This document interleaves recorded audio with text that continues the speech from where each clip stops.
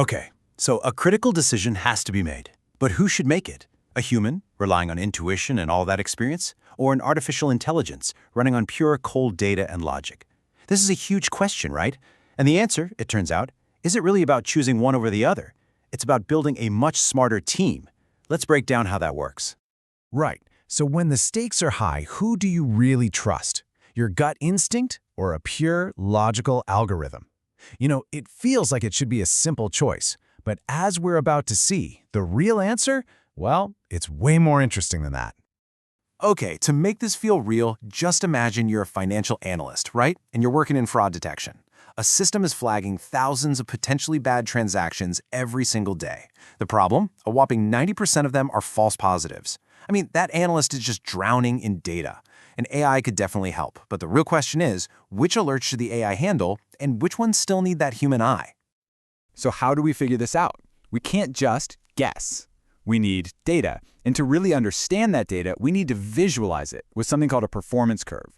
This is where we can actually see who's better at what, and maybe even more importantly, when. Think of it like this. It's pretty simple. The higher up you go on the graph, the more accurate the decision. And moving from left to right, that's just how confident the decision maker is feeling, from 0 to 100%.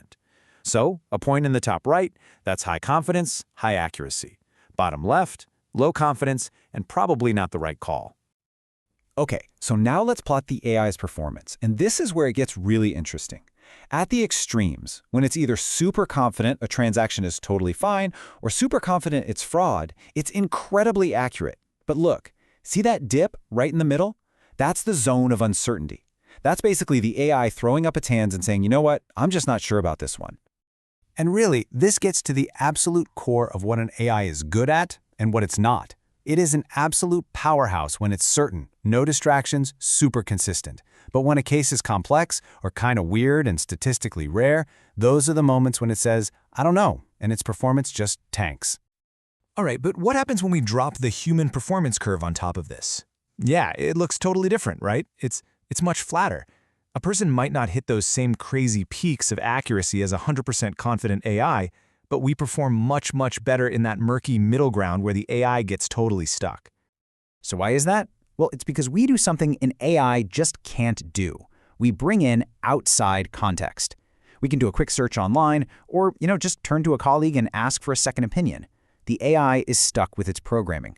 But, that strength is also our biggest weakness. We get distracted, we have bad days, and we can be pretty inconsistent. So here's the really crucial point. This whole thing, it doesn't have to be human versus AI. It's not a zero-sum game. There's a third option, and it's way more powerful. This brings up a really important question. If the AI is amazing at the extremes and the human is better in the middle, what if we just stopped pitting them against each other and started thinking of them as teammates? And that right there is the whole idea behind something called augmented intelligence. Look, this is not about replacing people. It's a partnership model where the AI's job is to assist a human creating a team that's just plain smarter than either one could ever be alone. And when you do this, the result is, well, is pretty incredible. Just look at this new curve.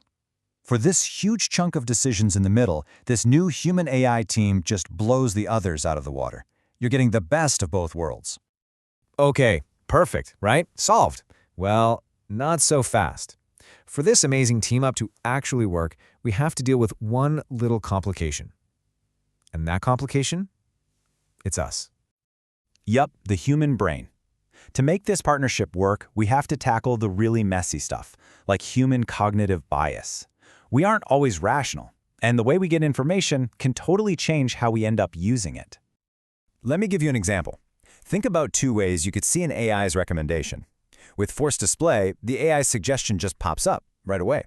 This usually leads to something called automation bias, where we just kind of go along with whatever the machine says. But with optional display, the human has to actually ask for the AI's input. This simple change forces us to form our own opinion first and helps us avoid that bias. And check this out. Here's another weird thing our brains do. We just don't like it when an AI admits it might be wrong. So if a system says, hey, I'm only 70% sure about this, our trust in it actually goes down. It's so strange. We hate that quantified uncertainty, even though that 70% sure is super valuable information. So, okay, we've got the performance curves, we know about the human glitches, now what? How do we actually go about building this smarter team? Well, it all comes down to a clear, actionable game plan. It really boils down to a pretty straightforward 3-step plan. First off, you've got to map the curves. No guessing. Get the real data on how your people, your AI, and your combined team actually perform. Second, you assign the decider. Use that data to make clear rules about who makes the call and when. And last, but definitely not least, you design for bias. Present the AI's help in a way that actually empowers the human, instead of letting our biases take over. So you see, the goal here was never about picking a winner between humans and AI. It's about building a smarter team. By understanding where each of them shines and designing around our own weird biases, we can make dramatically better decisions. It all comes down to knowing who to ask and when. Which brings me to my last question for you.